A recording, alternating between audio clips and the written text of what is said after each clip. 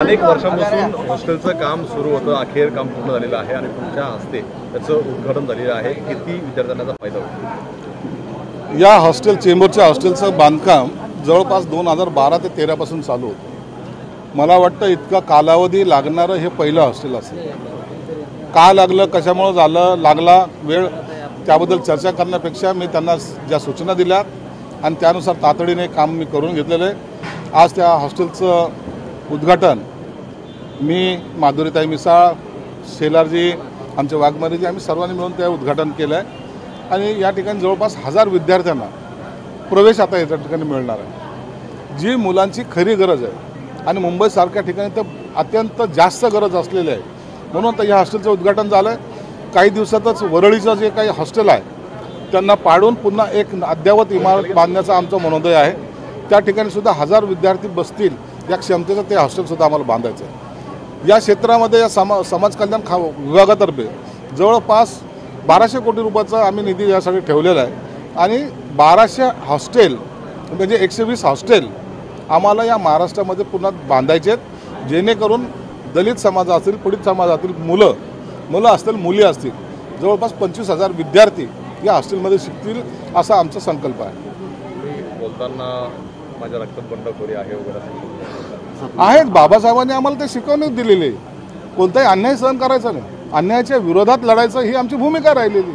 म्हणून बंडखोरी ही माझ्या रक्तातच आहे आणि असली पाहिजे. आम्हाला शिवसेना प्रमुख सांगायचे, कधी तुम्ही असे रडत बसण्यापेक्षा लढायला शिका. त्यांचे सुद्धा तोच मंत्र होता. म्हणून आता ह्या बंडखोरीचा काही तुम्ही दुसरा अर्थ घेऊ नका, परंतु आम्ही ही बंडखोरी चांगल्या ज्या अन्यायाच्या विरोधात असेल त्या टायमाला निश्चित आम्ही करू. की 5.5 माझ्या रक्तात बंडखोरी आहे, करायला पाहिजे. अन्याय सहन करायचा नाही ही भूमिका ही प्रत्येकाची असली पाहिजे, माझीच नाही, प्रत्येकाची असली पाहिजे. आणि त्या भूमिकेतून माणसांनी चाललं पाहिजे. जर तुम्ही एकदा अन्याय सहन केला तर तुमच्यावर अन्याय हा होत राहील, परंतु त्याचा आता राजकीय अर्थ लावून घेऊ नका, राजकीय त्याचं काही आणखीन विश्लेषण करू नका.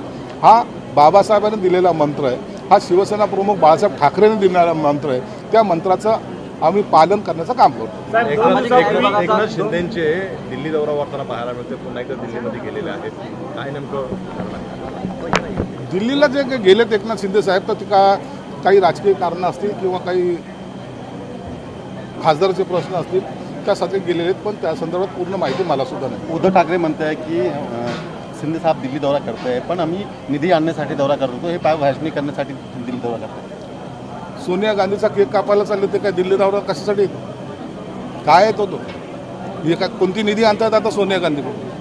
राहुल गांधीला भेटायला काश्मीरमध्ये जातात गळाभेट घ्यायला, ही कोणती भेट होती? त्यांनी काढलेलं भारत जोडो यात्रेमध्ये हे त्याच्या रस्त्यावर जाऊन त्यांना गळाभेट घेत होते. हे कसलं हे कोणतं होते? त्या टायमाला निधी मागत होते. हे सगळे जे काही आपल्या मतलबाच्या गोष्टी करतात. एकनाथ शिंदे साहेबांनी जो दृष्टिकोन ठेवला या महाराष्ट्रासाठी, तुम्ही पाहिलं, इतक्या स्पीडने चालणारं सरकार यापूर्वी कधी नव्हतं. घरात बसून सरकार चालवता येत नाही हे शिंदे साहेबांनी सिद्ध करून दाखवलं. सर, यांची मुंबई उच्च न्यायालयाच्या न्यायाधीशपदी नियुक्ती केली, त्या कधी काही भाजपच्या प्रवक्त्या होत्या, त्यावर तुम्ही काय म्हणता? नाही, त्याबद्दल मला कल्पना नाही. दुसरा प्रश्न असा आहे की कबूतर खाण्यावरून आता वाद पेटताना पाहायला मिळतोय. आज जैन धर्मियांनी मोठं आंदोलन जे केलं, पोलिसांमध्ये सुद्धा आक्रमक झाले, तालपत्री काढण्याचे प्रयत्न पण त्यांनी केलेला आहे. काल मुख्यमंत्र्यांनी बैठक घेतल्यानंतर नाही, याच्यामध्ये कोणी आक्रमक होण्याचे काही कारण नाही आहे. या संदर्भामध्ये आपली काही भूमिका असेल तर निश्चित मुख्यमंत्र्यांचे कान निघाला, योग्य तो मार्ग मुख्यमंत्री काढतील. म्हणून त्याच्यासाठी काहीतरी विशेष काहीतरी करणं मला वाटतं हे योग्य नाही. आंदोलन करण्यापेक्षा शिष्टमंडळाने मुख्यमंत्र्याला भेटणं गरजेचं आहे. शेवटचा प्रश्न, बेस्ट महाव्यवस्थापक पद जे आहे ते रिक्त झालेलं आहे.